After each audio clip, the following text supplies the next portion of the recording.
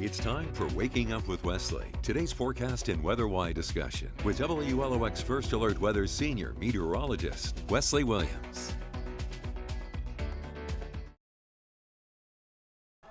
Hello there, South Mississippi, and thank you for waking up with Wesley. I'm senior meteorologist Wesley Williams. So the short and sweet of it is that it's chilly today, milder tomorrow, and then frigid as we head into early next Monday. And so a lot of weather changes to talk about. Let's get you right to the information for today. First of all, it's a beautiful Thursday. I hope that you have plans to spend some time outdoors, but be dressed appropriately, dressed warmly for it. I don't want you to be caught off guard by the cooler temperatures that are on the way today.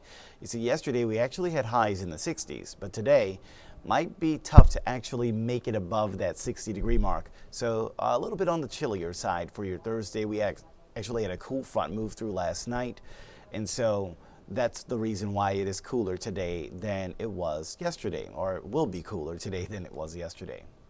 So there's a look at the high temperatures reaching the upper 50s, maybe the lower 60s in a couple of spots, but at least it's a beautiful dry day and there's plenty of sun, because earlier this month, last week, we actually had some days like this, but it was cloudy too, and it was so chilly. So at least we'll have these types of temperatures along with some sunshine. So that's a win in my book, a beautiful day. All right, so how about tonight? Sky's still clear, wind kind of calm, so I do think the temperatures still have a shot at dropping into the 40s and even 30s across the area. So it will be cold for some of us as we wake up early Friday. And then we take a look at the rest of the forecast heading into Friday. And there you go. You're seeing milder conditions. Highs getting into the 70s for some of us tomorrow afternoon. That will be mainly inland, mainly away from the relatively cooler waters during the time of day. But either way, pretty close to 70 degrees. Now, this time of year, when you warm things up, that gets that fog machine going. And so that could be one of the things we have to watch for your weekend travel plans. Some of the roads could feature low visibility from fog. Now, we are getting some new model information coming in with this update. I don't expect any fog on Friday morning, but as we go to Saturday morning, there could be some patchy fog out there. And then Sunday morning, the new one of the models still showing some fog for Sunday morning as well. So just something to keep in mind. Anytime you have temperatures warming up this time of year, it does make it a little bit easier for some of those overnight rounds of fog, and we could start to see them on Saturday morning, on Sunday morning. But once we go to Monday morning, it's going to be much colder. There's a strong cold front coming in this weekend, and that's what the remainder of this video is going to talk about, the chilly changes, or frankly, frigid changes on the way as we go to early next week. So timing the cold front. When is the cold front coming this weekend? Is it on Saturday? No. So Saturday is still mild, still going to be around 70, but it is early Sunday. So overnight into Sunday morning, a cold front moves in, and that will bring in a blast of colder air. Sunday is going to be chilly. Sunday is going to be breezy, if not downright windy. And our temperatures on Sunday are going to be on the struggle bus. We're not expecting them to warm up. They're actually going to be weird, and they're going to drop during the day. So it makes talking about a high temperature kind of useless for Sunday. Sunday doesn't really have a high temperature that's worth talking about. The high Sunday could be 58, but we might hit that at 1 in the morning on Sunday. So there's no real point of talking about Sunday's high temperature. But you can just expect most of the temperatures on Sunday to be stuck in the 50s for most of the day. That's what you can plan on Sunday, plan on 50s. And then we go to Monday, and I'm thinking it's going to be the freeziest weather we've seen so far this season. So Monday morning, coldest freeze of the season is expected. And our confidence on seeing 20s on the thermometer is growing for Monday morning. Now, this trend only shows afternoon or high temperatures, if you will. We would have to look at a different chart to see the low temperatures. But before we go to the morning temperatures, I do want to just briefly mention that even though Sunday's cold front does send us into a cold snap, it's not going to last forever.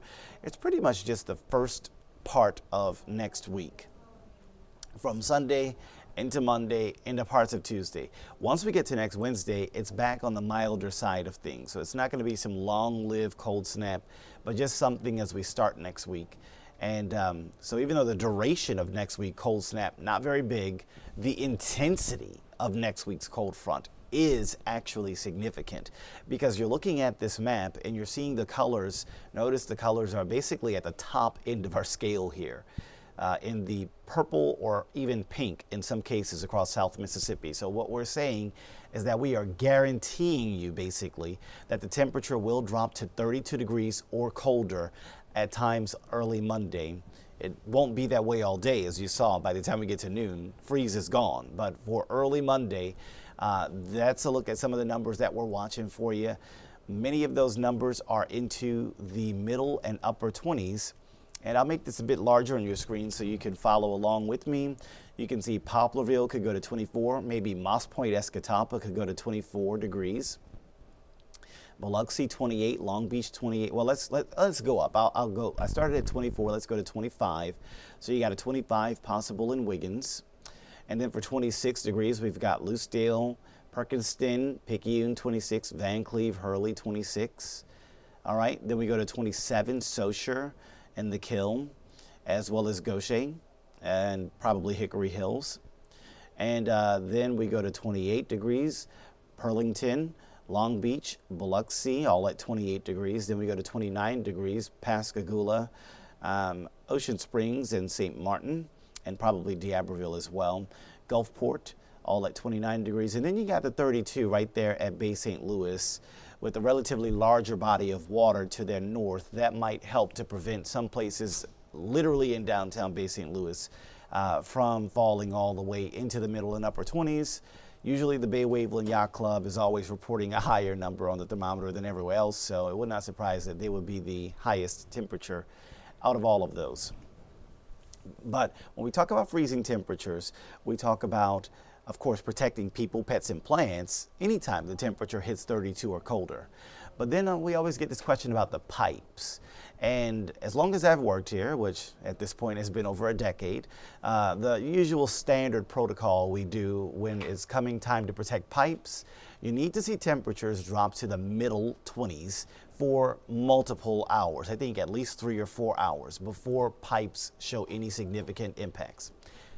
Thing about pipes is that they're all different. Your pipes are different from the pipes of your neighbor down the street. Every home is constructed in a different way. Every business constructed at a different time. A building that's built in the 1930s doesn't have the same type of pipes as the building that's built in the 20-teens or whatever. So yeah, pipes is not going to be an exact science for me to tell you in your specific town, on your specific street, if you should wrap them or not.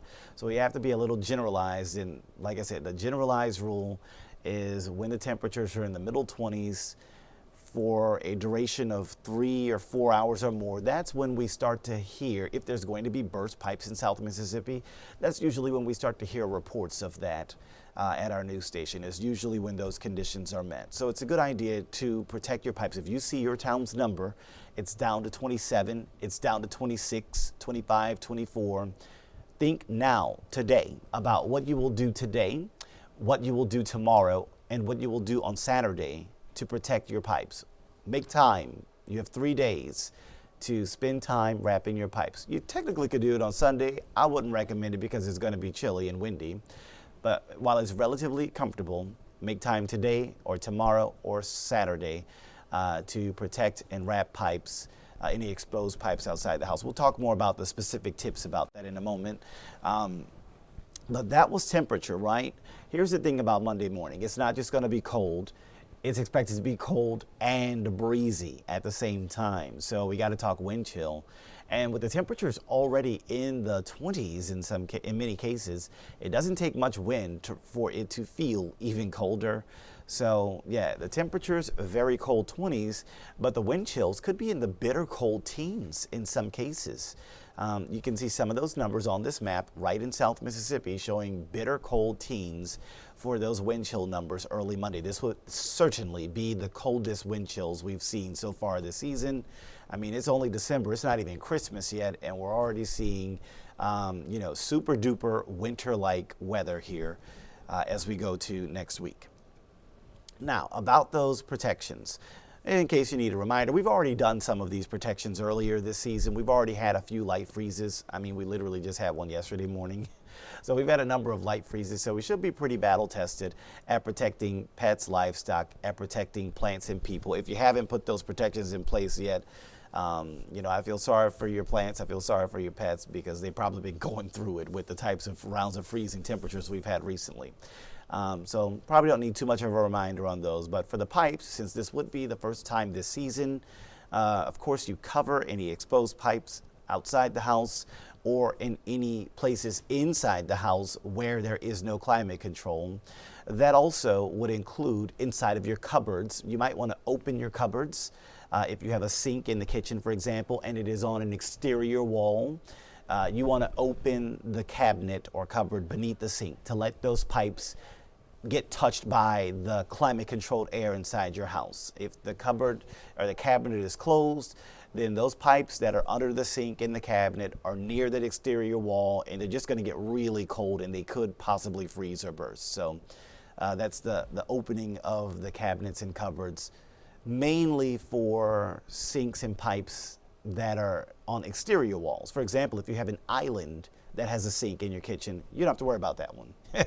The pipes in that cabinet are surrounded by interior walls, interior space. They're not touching an exterior wall. So it's really only an issue for sinks and plumbing that touches an exterior wall. Those are the ones you want to put those protections in, not only making sure that the cupboard or cabinet doors would be open, but also letting there be a pencil-thin stream of water dripping or very slowly dripping, running during the overnight hours.